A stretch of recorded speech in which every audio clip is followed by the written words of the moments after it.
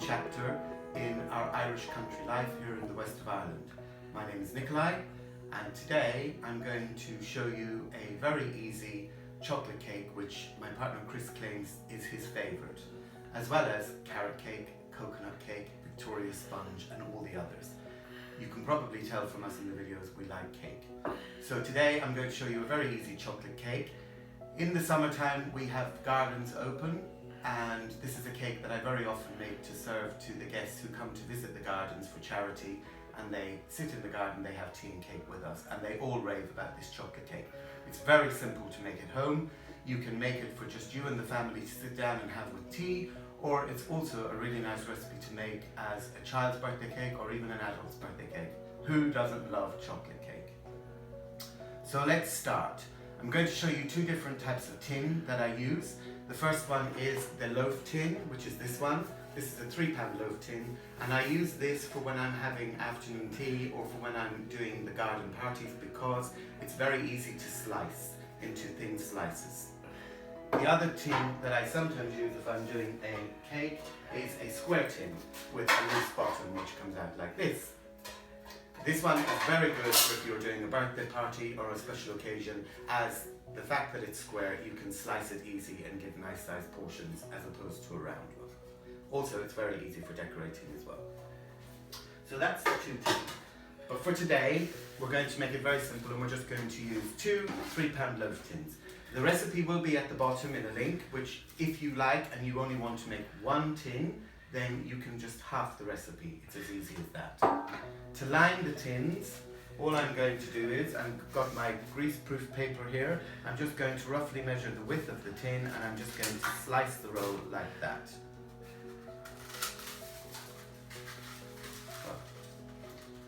Like that. There we go. Okay. Then just unroll your greaseproof paper and sit it into your tin, just so it comes up the side of the tin. These are non-stick tins, so literally that is all you have to do. You don't have to go oiling and flouring. There's enough oil in the recipe to keep the cake from sticking. It hasn't stuck on me yet. However, there's always a first time. It could be today. Anyhow, that's the two tins lined. Very simple.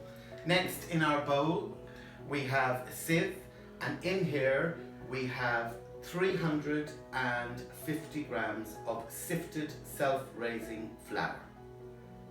So it's 350 grams of sifted self-raising flour, and in here I'm going to add 4 tablespoons of good quality cocoa powder. When I say tablespoons, I only learned recently that a tablespoon is not your big spoon that you have your cereal from. It is actually 1 tablespoon equals 2 of those dessert spoons. So your dessert spoons are 2 for 1 tablespoon. So in this bowl, we have 4 dessert spoons of cocoa powder. So we will put that in with the flour and we will sieve it in. It is very important to do this because you will find there is lumps in the cocoa powder and they do not come out very easy. Once you've sifted in your cocoa powder, and there's any little bits at the bottom, you can always just get a spoon and just force it through the sieve like that.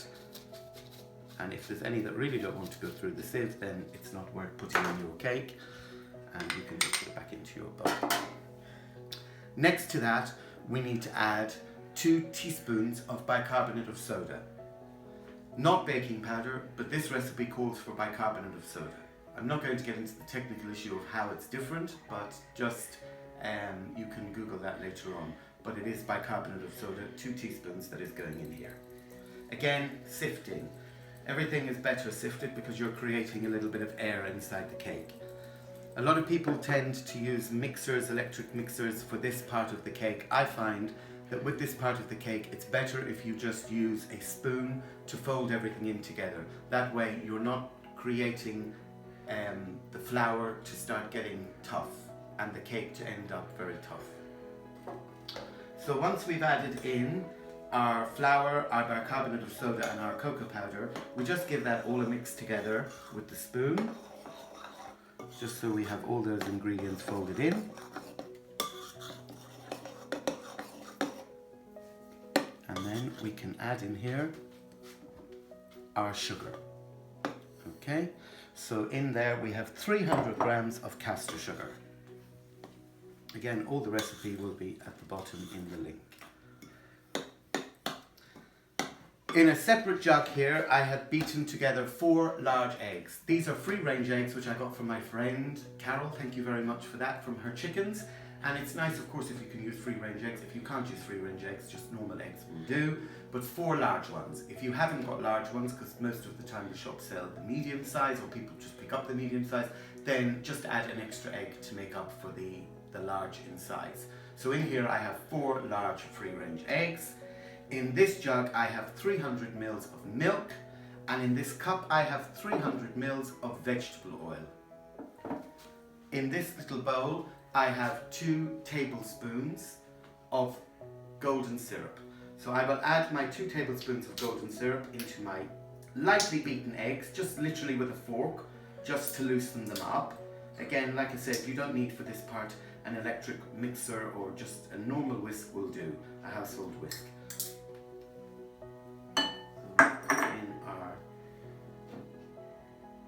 Syrup, and we'll just give that a very light mix to incorporate, and into that we will add our 300 mils of vegetable oil, and again we'll just give that a light mix. And again, you can see I'm just using a fork here, nothing very complicated about that. And then we will add our 300 mils of milk, all in there.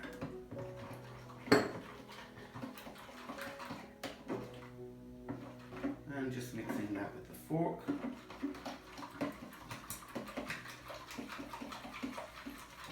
And all you're doing is incorporating all 3 of those ingredients together. Now, we will make just a slight well in the center of the flour, the dry ingredients, and what we will do is we will slowly pour in the liquids. Again, there's no beating as such necessary, just incorporating all the ingredients together. So long as the ingredients are mixed really well, they will find their own way within the oven, and so long as everything has been sifted in the very beginning, there should be absolutely no lumps in this recipe when you bite into your beautiful light fluffy chocolate fudge cake.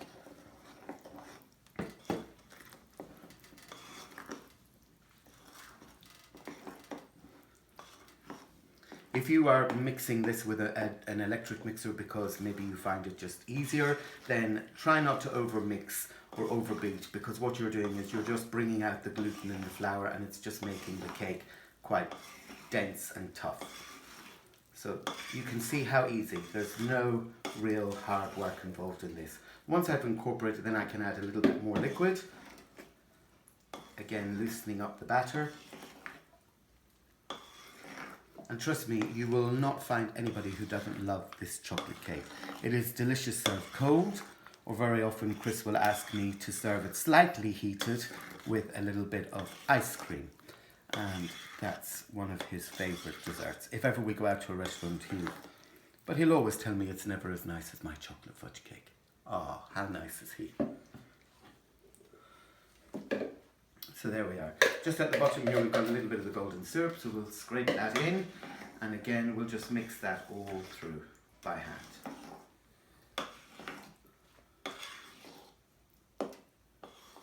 Incorporating in the egg, milk and golden syrup mixture.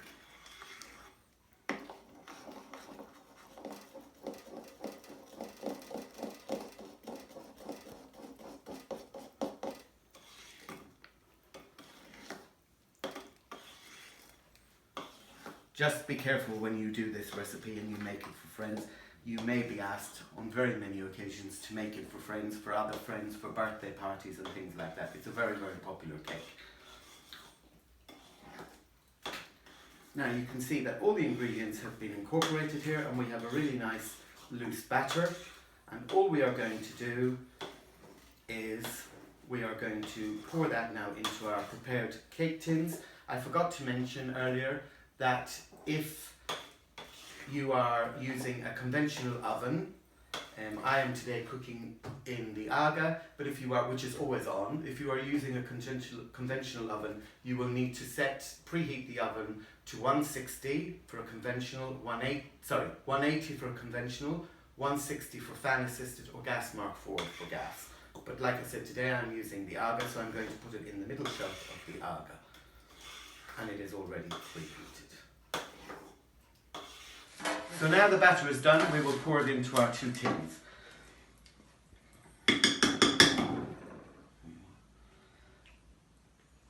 Take out the spoon. Stick that in there. Okay, and we're going to pour roughly half the mixture into each tin. So, I mean, there's no 100%, you just sort of roughly, with your eye, when you see it coming up the sides of the tin. If you're making one for yourself and one for your friend, be generous to yourself and give yourself a little bit extra cake, and you can leave a little bit less for your friend. Okay. So using a spatula, just make sure you remove all the batter from the bowl. We don't want none of that loveliness going to waste.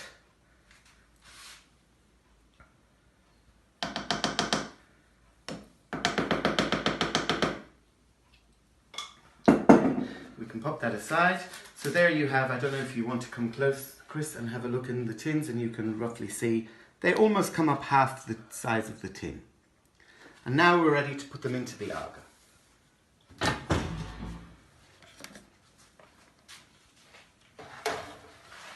Both in on the middle shelf in the Aga. And now we leave them in the Aga for 30 minutes. So we'll set our timer for 30 minutes. And we will come back to those. They should be lovely and fluffy and gorgeous in approximately 30 minutes. And now we will make the icing. But first of all, let's just have a little look at our poor Scooter. He is lying there asleep, enjoying the smell of the chocolate cake baking in the oven, wondering when is it going to be ready for him to have a piece. So, proceeding on with the butter icing for the delicious chocolate fudge cake. This part you will need an electric mixer, because it is too hard to do it by hand. So, you need your electric mixer, you need 200 grams of butter. In this little bowl here, I have added, this is not in the recipe, but I have added this myself, which I always do, 100 grams of dark chocolate. You can use milk chocolate if, again, you're making it for a child's birthday cake and you prefer it to be more of a milk chocolate cake. You can use milk chocolate, but I'm using dark chocolate. And 80 grams of cocoa powder, which we will sift into the bowl. We also have here a little drop of milk for the consistency of the icing. We might need to add some, we may not. And we also have 500 grams of icing sugar, which I've left in the bag because it's a 500 gram bag and it just makes life easier than pouring it into a bowl and then getting. Also, we will need, for this, we will need a fresh clean tea towel, because if you don't use this you will have white dust everywhere. It will be like the plasters have been in and replastered the whole house. You'll be cleaning icing sugar off everything for weeks. So what we'll start by doing is, this is softened butter at room temperature, so we'll start by just giving this a little bit of a mix in the bowl to start with, to get it a little bit soft. You can use a big KitchenAid for this, but again, I just find for the quantity of butter icing we're making, it's just too much cleaning afterwards. Okay, now into our softened butter, we will add our icing sugar. We must sieve the icing sugar, it's very important. There is nothing worse than you get a gritty bit of icing in your cake. So we'll sift the icing sugar in. Hopefully it shouldn't take too long. The fresher the icing sugar, the easier it is for sieving. And just with your hand, just push it through like that.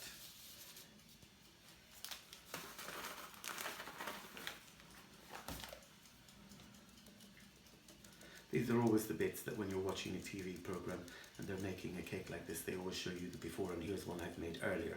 I don't like to do that. I like to keep the practical side hands-on so that people can actually see. So they can see that I'm throwing icing sugar all over the place here as well. And it's not just all very well organised. Once we've managed to sieve in all the icing sugar, sieve in the cocoa powder. Again, very important to sieve because you'll just get that one lump in your teeth and it could make or break you and put you off eating chocolate cake for the rest of your day. And that is our timer to tell us that our cakes are done.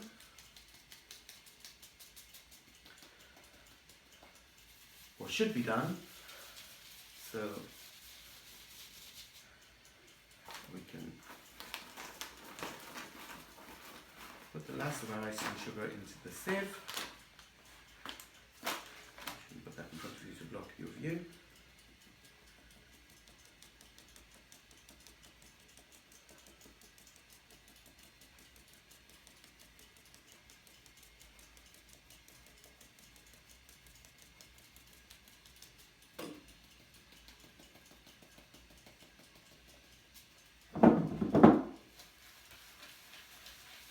Okay, and that's all the icing sugar sieved, and now we'll move on to the cocoa. And so we'll start sifting in our 80 grams of cocoa. Again, if you have any little lumps at the end that even with your hand don't go through the sieve, don't try and force them through because it means they'll stay. Just throw them back into your bowl like that. Okay, so now in here we have our icing sugar and our cocoa, and before we start turning on the whisk, we'll just give it a little mix just to incorporate the cocoa into the flour, so we end up with white dust everywhere, not brown dust and white dust. Okay. Into that I'm going to add the melted chocolate, and I literally just melted it in the microwave for 30 seconds. You can put a tiny drop of milk with that to help it.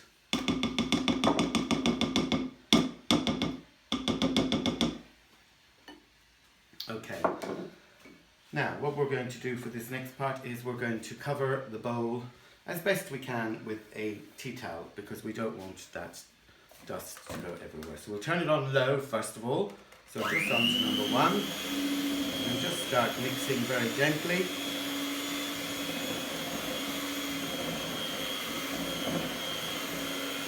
By having the tea towel over the top, it just means that you're not throwing up the icing sugar, the fine powdered icing sugar everywhere. Once it starts to incorporate, you can then remove the tea towel and you can add your liquid in the form of your milk to help.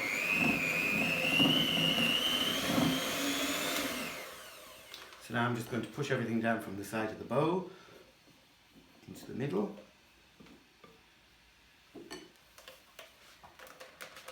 And turn back on to number 1. And now I'm going to slowly start adding my milk. I have in this jug 3 tablespoons of milk. Once I've added that, I will leave it to mix completely, to combine completely, before I start adding any more. Otherwise, at this stage, you could tend to want to add more milk, but it's the wrong thing to do at this stage because we still have quite a bit of mixing to incorporate the icing sugar with the butter that's already in the recipe.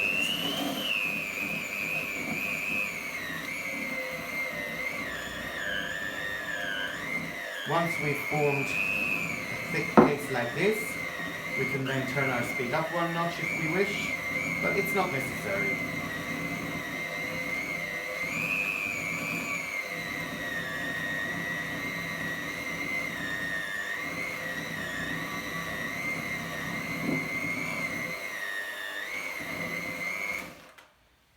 Okay, so now the timer has gone off, approximately 3-4 minutes ago. I'm going to take the cakes out and just test them to check that they're cooked. So we open the door of the Aga, and here we have our delicious chocolate fudge cakes. Just close the door just to keep the heat. And all you do is just use a wooden skewer for kebabs or anything like that, or even a metal one if you have a metal one, and you literally just stick it into the center of the cake at the highest part, leave it in for a couple of seconds and pull out. If the stick comes out completely clean, it means the chocolate cake is cooked. And as you can see, they are. So now we will leave them in the tins for approximately 5 minutes for them to cool down a little bit, and then we will just run around the edge with a knife, a sharp knife, a plain edged knife, not a serrated one, a plain one, and we'll just run around the edge in about 5 minutes, and that will just make sure that the cake has loosened up enough to be able to turn it out without any problems. The icing is looking a bit thick. It wouldn't be the right consistency for trying to spread on the top of the cake, so we're going to loosen it up a little bit, and by that we're just going to add a little drop of milk. Now, be very careful because you just add small amounts and then you can always add more.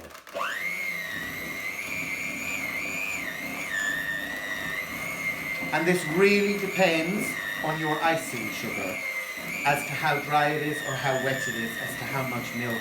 So there is no specific amount. But normally anywhere between 3 and 6 tablespoons of milk should leave your icing in the format that you want for decorating your cake.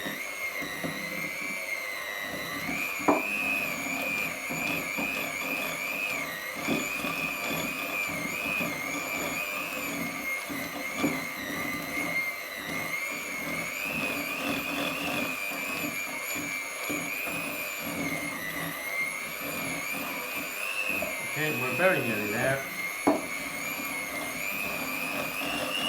You can almost tell by the sound of the whisk that you've loosened up the mixture enough. Now, that looks fairly okay. Now we're going to leave this until the cakes are completely cold before we ice the cakes. Because it's a butter icing, if you put butter on top of a warm chocolate cake, it's going to melt the butter. So we're going to leave this until the cakes are completely cold, and we will come back and I will show you how to ice the cakes. Again, 2 ways. If we're making it for a formal birthday cake or a party and we're going to sandwich the 2 square cakes together, we're going to put some of this filling in the middle. If we're going to serve it just for afternoon tea, we're just going to ice the top. So we will see you in a short while and we'll do all of that. Thanks for watching. Okay, so the cakes have been out of the oven now for 5 minutes, left in the tin literally for 5 minutes, and what we will do is we will now turn them out. So again, your knife, and you're just going to run your knife down the side of the tin, all the way around, just making sure that nothing has got caught. With the paper, you can, if you like, lift it straight out, or you can turn the tin over. But hopefully you should be able to lift it straight out just like that. And number 2.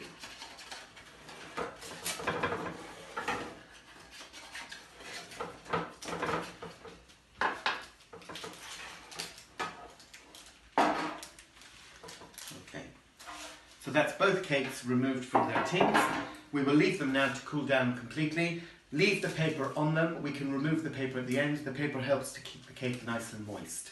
So we will remove that at the end when the cakes are cold enough for us to use the butter icing. The butter icing now is of a much thinner consistency, which is much better and easier for us to be able to work with to ice the cakes. So we will let these cool completely and we will come back to them later on. Thank you very much for watching, and if you could just smell this kitchen at the moment, it is like chocolate heaven, but you can't. So now the cakes have cooled completely, we're going to put the chocolate buttercream icing on. So get your serving plate, and you can remove your greaseproof paper just like that. Turn your cake over, and then literally just pile on your buttercream icing, and then you can spread it out and decorate as and how you will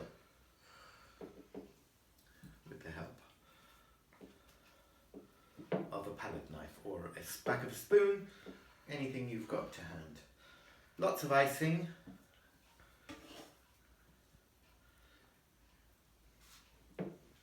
And you can spread it down the sides.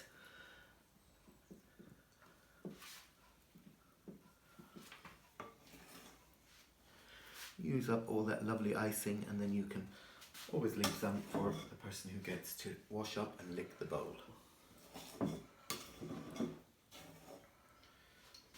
This was even a great recipe. I actually made it for a friend as a Yule log, and literally I just decorated it with some icing sugar over the top, dredged with a sieve, and I put a little sprig of holly, and it actually looked like a lovely Yule log as opposed to the traditional Yule log, which is very complicated to roll. Once we've spread it down and around,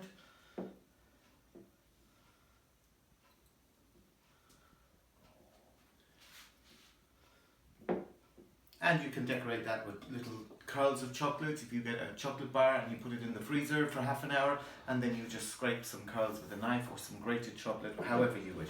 But that is your very easy chocolate fudge cake. Now it's time for some of that delicious chocolate fudge cake and a cup of tea. Thank you everyone for watching, and if you like and subscribe, and we'll see you on our next chapter.